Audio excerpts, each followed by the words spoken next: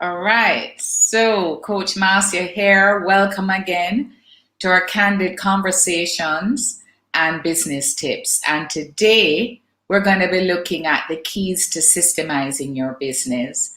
But before I go on, I want to first of all say thanks to all who expressed their condolences to me and my family on the passing of my mom. And so I just really wanted to say thank you so much for your feedback and for all of the comments and for your well wishes. So today we'll be looking at the topic of the keys to systemizing your business. And this is a very important area because effective systems in a business can save you time, energy, and money. All right. So what this means is that we have to recognize that, some of us depend on great people alone. But what we need to recognize is that while the systems run a business, that's one thing we need to recognize is that systems actually run your business, but people run your systems. And so many of us rely on great people to give great service. So you have a star performer on today and they give great service, then they're off tomorrow. And then what happens?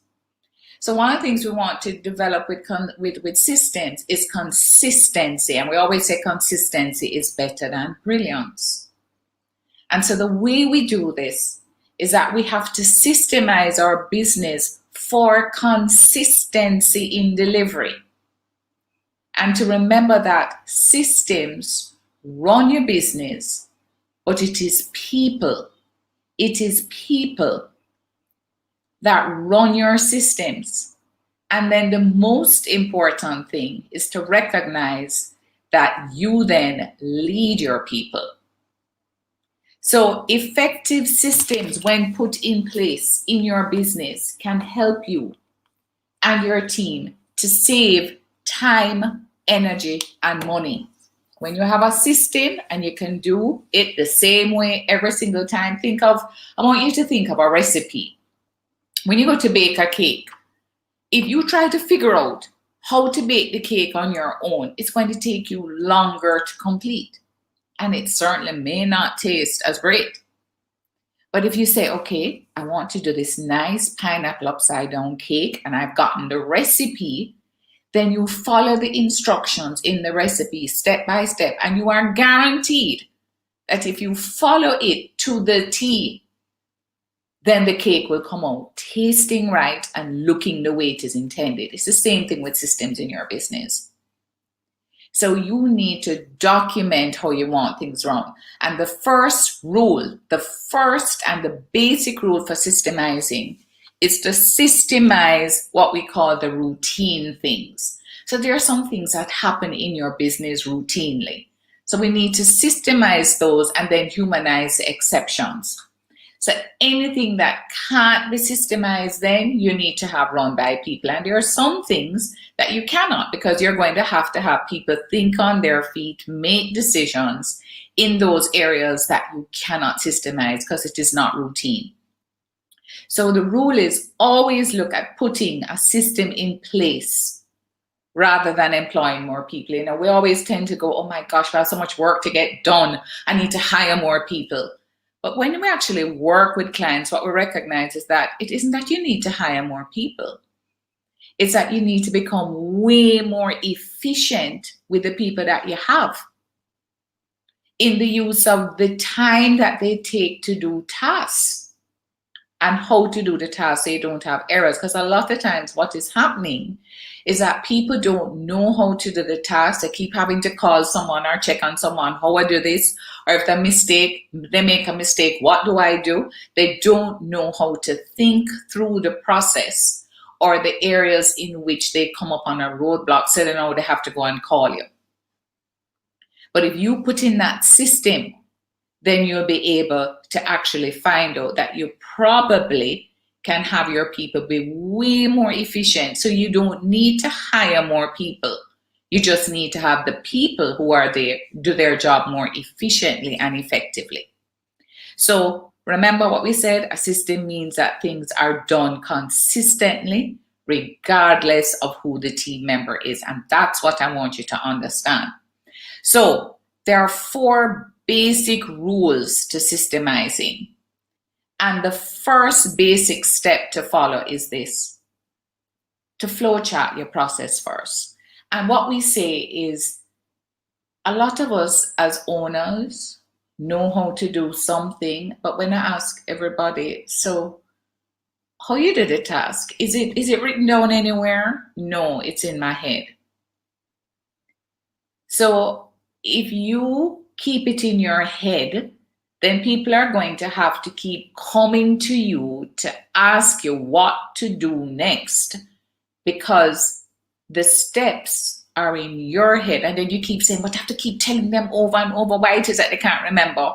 And it's because you need to do the right thing and the smart thing, which is to take it out of your head and write it down. And what we say is to use a flow chart. And what a flow chart does, because it shows you step by step, and it's a diagrammatic form, and you flow from the task start to when it is completed. Flow chart it so that you can see examples. You can see how the entire task is done. So that's the first thing. Flow chart the process. Then for each of the processes that you have flow chart, you want now to document how it is done. And so either you or you get a team member who is doing the job currently, the routine task, to write the job down. So you can either flow chart the process, that's one, but then in addition to that, in that process, you may want to ask the person who is doing the job currently now, or yourself, to sit down and actually write out step by step how this actual task or process is performed. So then this person, how you know that this is right is then they will then get a new person to do the task with the written steps down. So having written out the steps and document how it is done, the key here is to get somebody who has never done the task before to then pick up the document and see if they can follow your flow chart and the step-by-step process and do the task the right way. Remember I said a recipe. So when you think about a recipe, when you buy these recipes or you see them in the magazines or in the newspaper, you know that when you pick it up and start to use it, if you follow it, you'll end up with the same result. It's the same thing. So when you have finished writing out the process and documenting it step by step, whether you or a team member who is doing the task now, then you're going to get a new team member, somebody who has never done it, to do the task. And if the person currently doing the task has at any point have to step in and correct or explain to the person, because you see them going off track, it means that you have not properly documented it. So that's a test. So if you give it to somebody and you see them struggling and they can't seem to get from one point to the next, it means that your process is not properly documented. So you're going to amend and then have them use it again to see if they can follow it. So once completed, start again with another person until a number of people can do the same task without you stepping in. So what you're actually doing is perfecting the process. You're actually writing your mini recipe in your company.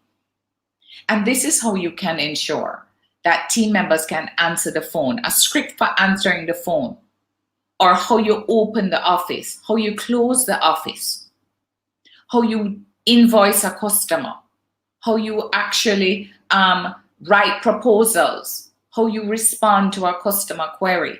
All of those things you can define a process, or in manufacturing, how you actually fabricate or put together a product or service. You document it so that people on the team can replicate it. This is what happens a lot in operations, in companies that are in processing or in manufacturing. All right. The other area now is to measure using key performance indicators. And so typically, these will be the top 5 measures that will show your system performance. So you need to get these person from the job. So let's say, for example, if I go to a sales manager in sales, one of the things you could be looking at as a key performance indicator to know that they're performing and using the process well is how many leads are they generating? What percentage of those leads are they converting? So you can be saying, okay, if you're following our sales scripts, if you're following our sales process, and by the way, in ActionCOACH, we do have a 13-step sales process that all of us use worldwide. And when we teach our clients, we say to you as well that one of the things you need to systemize and develop is your sales process with all the scripts for your company.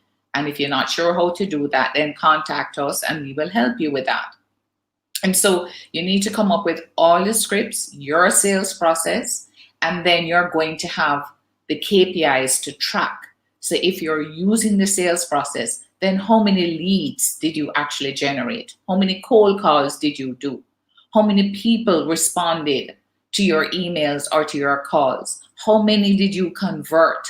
So this is how you will know how well is my system working. And then for those who are in operations, we have a thing called IFOTIS. And what we measure is it done in full, IFOTIS, in full, on time, and inspect. And those are measurements. Did we fulfill the order in full? Meaning, if the client asks for 12, did we give them 12? In full, that's IFOTIS. IF, in full.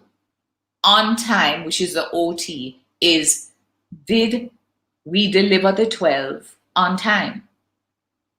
So if we said we were going to deliver 12 good packages to you, and it was going to be delivered at 1 o'clock today, did we deliver at 1 o'clock today? And then the last one we say is inspect. So IFOTIS, in full, on time, inspect. That's the IN. So the inspect IS, is that we are now saying, did we deliver in full the 12? Did we deliver on time today by 1 o'clock? And was it delivered to the standards, inspected to the standards that the client was expecting? And so that's a measurement that we use for delivery. So we need to be looking at our systems, our processes that we have in place, ensuring that whatever key performance indicator we are using to measure the success is being tracked. And then the fourth thing to systemizing is allow the system to change and to grow, which means, as you write a system or you document it, things change. Systems change. And so we may need to upgrade. So first of all, let's look at the years ago when we first started accounting, for those of us who were not my age then. And we would pick up these ledgers, which were these big spreadsheet looking things on paper. And that is how you used to do your accounts. Well, that changed. Now we have accounting systems, we have computers, we have all of these things now that can generate. So as we evolve and grow, systems will change. And so when that happens, we have to keep going back to the original processes that we have and amending it and updating it, because now we may have new technology, we may have new guidelines that we may have to meet. For example, it could be regulations or accounting, whatever it is, but we need to keep looking at the systems to make sure that as it evolves, we change them as we evolve and grow. All right, so some things that I want to do and to discuss with you now, and I want you to just take these notes on this, is how do I start systemizing? So when figuring out where to start, always ask yourself these questions.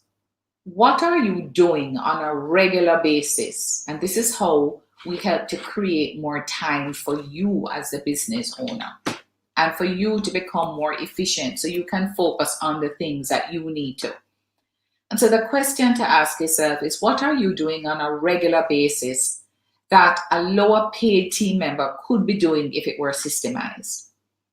I remember I was coaching a business owner once, and we did a time study of him, because we said, one of the things we're doing, we're working with a business owner, is we said, let me first of all find out, what are you doing on a daily basis? And I made him track himself for a week. And then in our next session, when he came on, he said to me, Coach, I'm going to tell you something. And I've already corrected it, because I've already hired a bearer to do this. I found out from studying myself for a week that I was the highest paid bearer in Jamaica, because his company was hundreds of millions of dollars. That was his sales. But he was standing up in the bank doing things that, why is he doing it? Why doesn't he have a bearer do this? And so by virtue of just focusing on the fact that, listen, we need to get off of our plate by systemizing it and handing it off. Remember, we did delegation before, to someone else who you could pay less than your hourly rate as a business owner to do it instead, but to make sure that you systemize it. So whatever task it is, remember I taught you the delegation process. You're going to document it, write it out, and then hand it over to someone else who you could pay less. So always understand this. Never do anything that is not worth your hourly rate. The other thing is there anything you hate doing, which also could be done by someone else who is paid less if it were systemized? So what you're starting to look at in order to start systemizing to create more time for yourself is looking for the tasks that you do on a regular basis that you shouldn't be doing because it's not worth your hourly rating. Then also looking at the tasks that you really hate doing and saying, do I have to do it? Take those off your desk. And then, is there any area in the business where the performance is highly inconsistent? So you know how you're going to find that out, because you're going to get a lot of complaints. You're going to have errors. You're going to have people saying, but this is how I had it done this week, and then next week it's done a different way. So this is how you begin to realize, or you're getting complaints around it, that is not being done the same way. It's not being done consistently. We keep having errors. So one of the things you need to start looking at is, what are those? And then put a system in place to prevent it from happening again and again and again. So find out who does this process the best. So, sometimes you may have those star performers who do that process well. Then you have them document it. So what I'll do sometimes when I go to companies, I'll say, who is your star salesperson? All right, bring them in. I want you to role play with the star salesperson. Record the entire conversation that this person has in this role play with a potential customer. Then when you record it, write down all the things that they said, the questions they asked, how they did it, and then you're going to refine it. This is how you start to systemize, or even videotape them so you know what it is that they're doing well, because that's what you need to do. Look at who does the task best and then document it and systemize it. I remember I had a business owner. He was in one of our Vision Achievers programs, and he erected tents for events. And he said, listen, man, what we used to find is that the team would take hours to erect a tent, until we taught him this process of systemizing and using a checklist, which is another thing that you can use, because a checklist is like the process. You do this, followed by this, followed by this, and you tick it to ensure that it is done. And then we also said to him, do it and then document how it is done. So he took a video of it as well.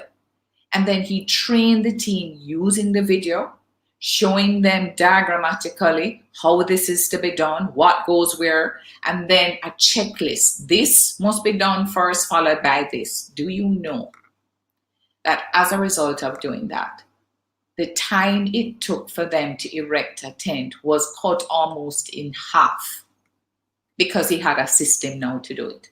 It wasn't that, okay, go erect the tent and you go over there and you're all trying to figure out how to do it. No, there was a checklist. There was a process. He trained them on the video. He did the training. And so now they knew what to follow. Every time the tent was erected, this is what we had to do. So document, share the process with everybody and train them. And then the other thing is, don't overcomplicate systems or people won't follow them. So as I said, you heard me telling you before, use lots of photos, take a picture. I had a dentist who I was coaching, and whenever she needed to prepare her dental chair, you know, when you go into the dentist, everything is all set out for you, and she wanted the instruments cleaned a certain way.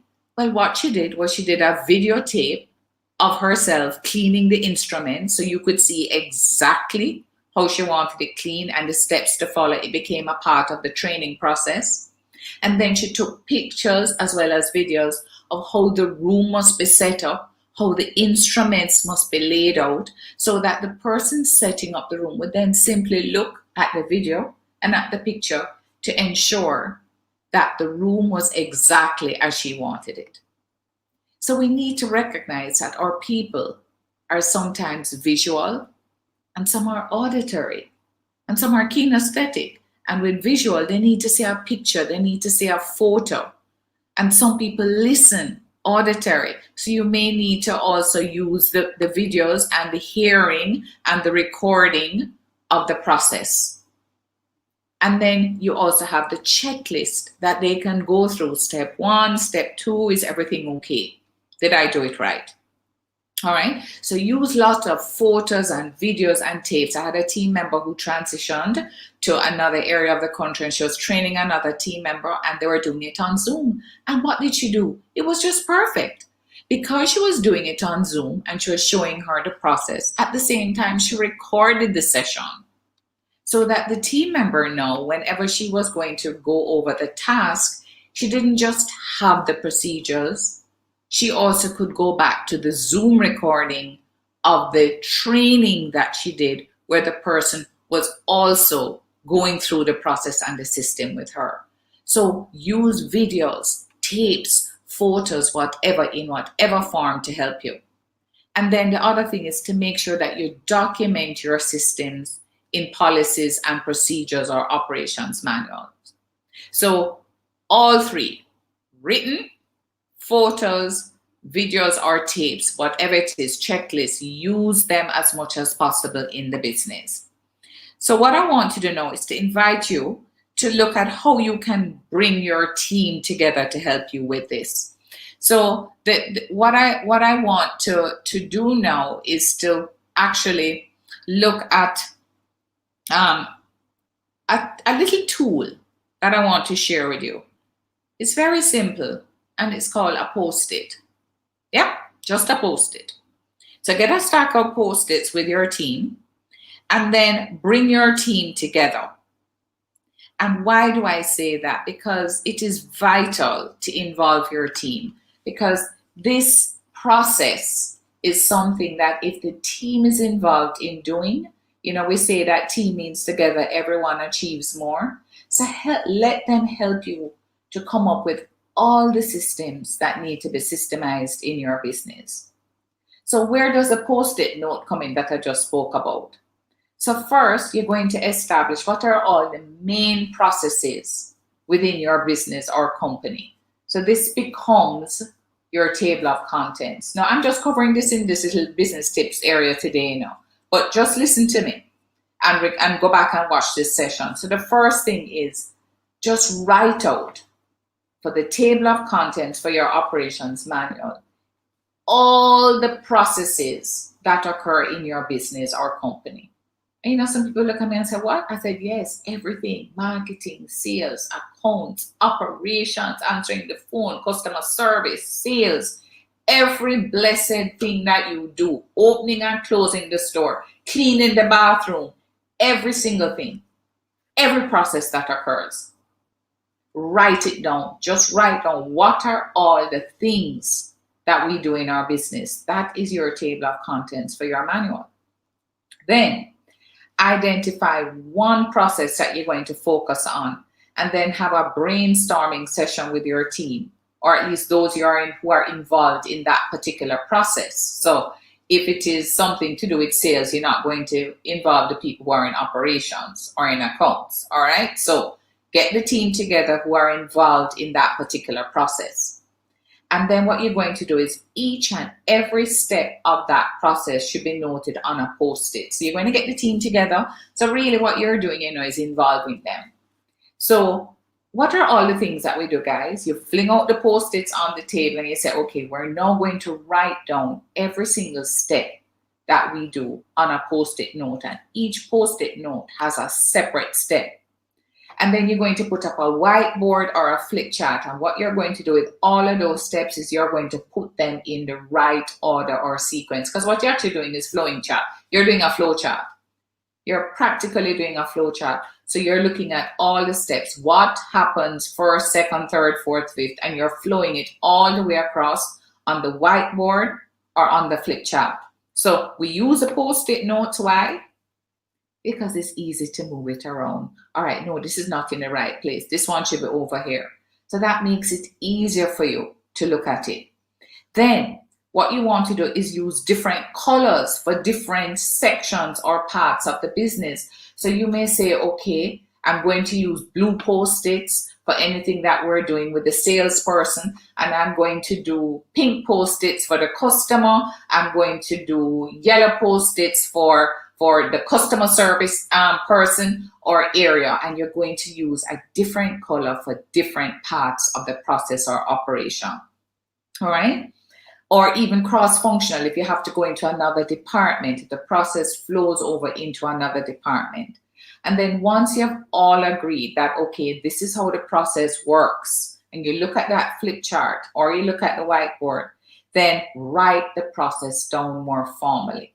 So this is a way to help you to get started where you have fun doing it and you involve everybody in the process. You get everything down on the Post-its. You move it around to make sure it's flowing right. And by the way, in just doing that process, you're actually also brainstorming together to make sure that the process in the end is actually the most efficient one. Because when you actually start that process of putting a step on each Post-it, and you start to flow it, you ask yourself, but shouldn't this happen first? Or why are we doing this? Or why is this going to accounts before we do this? So you actually start to ask yourself questions because you are now actually focusing on this particular process. All right. Then once you're finished, remember what we said, how you test a process is to have someone who is not familiar with the process attempt to walk through the process as it is written, right? And if they have any confusion in completing the task, then what it means is that you did not do a good job of documenting. So this is a good way of getting everyone involved and thinking together. So what I want you to leave this session with is to start to think about, what are the processes that I need to start on first? And remember what I said, one of the ways to do that is to look for something that is not working well in the organization right now. Look for the routine tasks. Yes, you want to document those. You want to look for the tasks that you want to get off of your plate, which you don't need to be doing, so you can free up yourself to do owner work, as well, or the things that you don't like doing it, delegate it using the rules of delegation I taught you before. But importantly is to make sure that you document all of it. And the reason being, why are we documenting it? Because the why is so important. Because as we said before, when systems run a business and people run the systems. So I see a lot of people focusing on hiring people and then they don't have the processes or the systems. When I ask people, you have a job description? You know how to do your job? Do you have anything which shows you how to do your job? No.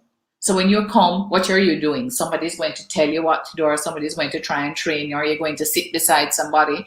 And while that is good, at the same time, you should also have a procedure, a videos, a manual, something that shows each person how to do their particular job, and then an operations manual, which describes how the processes all across the company work. When you do that, folks, you'll be able to systemize your business. And I want you to understand one more thing. If we say that a successful business is a commercial, profitable enterprise that works without you, the profitable part, people don't recognize. They focus a lot on the revenues. But the expense side is also very important, because revenues minus expense equal profits. And remember, I said at the beginning that systems save your time, energy, and money.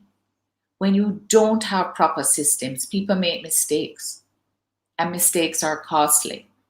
Because when you price a good to a customer, you price it on a certain cost frame, which involves the cost of the goods and the cost of the service. So if, for example, let's say we were printing, and I'm a printer and I'm printing calendars, and I use, because I didn't follow the system, I didn't use the right ink, Pantone, whatever color. And so when we finished printing the calendars, we found out that we used the wrong red. It's not the client's red. What do we have to do? We have to reprint the entire calendar. But it could be 30,000. I don't know how many we did. And in reprinting, you can't go back and increase the price to the customer. It's your error. And many times what's happening is that our team is making errors, using more supplies or raw materials, or you costed into the service a certain number of hours. And remember, you're paying them a salary. And so if they're now taking more time to do the task, then it means that they don't have time available for other tasks. And so their time, when valued and costed in, has exceeded what you had allotted in the pricing to that customer.